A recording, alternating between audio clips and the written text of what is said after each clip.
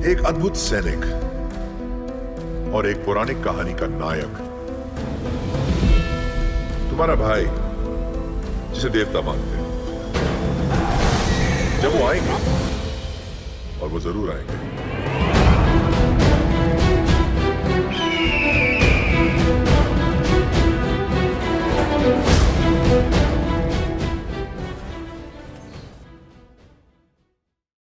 Adolf Hitler से कैसे मिले थे नेताजी सुभाष चंद्र बोस? क्या थी हिटलर की रियलिटी? हेलो दोस्तों, आप सभी का स्वागत है बॉलीग्राड स्टूडियोज में। आप सभी ने हाल ही में रिलीज हुई फिल्म RRR तो देखी ही होगी। फिल्म RRR बेस्ड थी freedom fighters, independence, truth, love पर। वहीं इस फिल्म ने ना ही सिर्फ साउथ इंडस्ट्री का बल्कि पूरे इंडियन इंडस्ट्री के साथ साथ इंडिया का भी नाम रोशन किया है।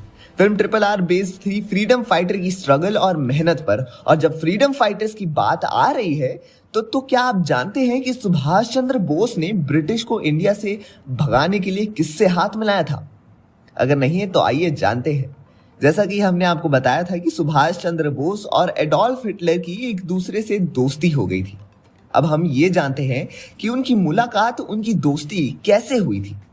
कहा जाता है कि दुश्मन का दुश्मन दोस्त होता है और इसी बेसिस पर सुभाष चंद्र बोस एडोल्फ हिटलर से मिलने चले गए थे। वो जर्मन पहुंचे और पहुंचने के बाद उन्होंने एडोल्फ हिटलर से मिलने का आग्रह किया। तब एक दिन वो उनसे मिलने गए, जिसके बाद वो एक पर्सन से मिले और कहा कि आप असली एडोल्फ हिटलर नहीं है। तब एक और इंसान उनसे हिटलर बन के मिलने आया। तब भी सुभाष चंद्र का यही जवाब था कि वो एडोल्फ हिटलर से मिलने आए हैं। जब एडोल्फ हिटलर खुद आए उसके बाद दोनों ने एक दूसरे से हाथ मिलाया, जिसके बाद एडोल्फ ने कहा कि आपने ये कैसे पहचाना कि ये दोनों असली एडोल्फ हिटलर नहीं है? इस पर सुभाष चंद्र बोस ने कहा कि वो जब यहाँ आए तो इन दोनों ने हाथ मिलाने के लिए अपना हाथ पहले ही आगे कर दिया, जबकि जो इंसान आग्रह करने आता है वो पहले अपना हाथ नहीं बढ़ाता है। जिसे सुनकर एडोल्फ बहुत खुश हुए और उन्होंने उनके साथ देने का वादा किया। ग्रीक फिलोसोफर एरिस्टोटल ने कहा था कि 3 तरीके से लोगों को मनाया जा सकता है: इथोस, लोगोस और पैथोस।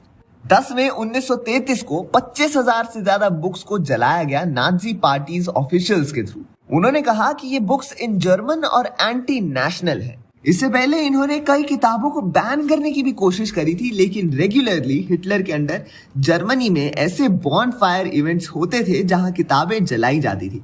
इसमें हर टाइप्स की किताबें आती थी, जैसे मार्क्सिस्ट लिटरेचर, साइकोलॉजी, लिबरलिज्म और डेमोक्रेसी। ऐसे बुक्स जिसे ज्यूइश लोगों ने लिखा था। आर्ट्स, थिएटर जैसे कई फील्ड्स की बुक को जलाया जाता था। दुनिया के सबसे फेमस साइंटिस्ट एल्बर्ट आइंस्टाइन ने शुरू से ही बड़े ओपनली और पब्लिकली क्रिटिसाइज किया था हिटलर की पार्टी को। हिटलर के पावर में आने के बाद उन्होंने प्रोटेस्ट के तौर पर रेजिग्नेशन देने का फैसला किया था। उन्होंने ये भी कहा कि मुझे ऐसे देश का सिटीजन नहीं बनना है जहां पर इक्वालिटी प्रैक्टिस नहीं करी जाती। इसी दौरान जर्मनी के बिकाऊ मीडिया ने एल्बर्ट आइंस्टाइन के खिलाफ फर्जी खबरें छापी गई।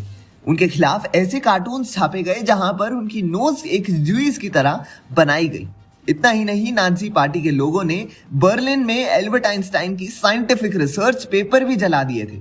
एल्बर्ट आइंस्टाइन को अपनी जान बचाने के लिए कई देशों में भटकना पड़ा।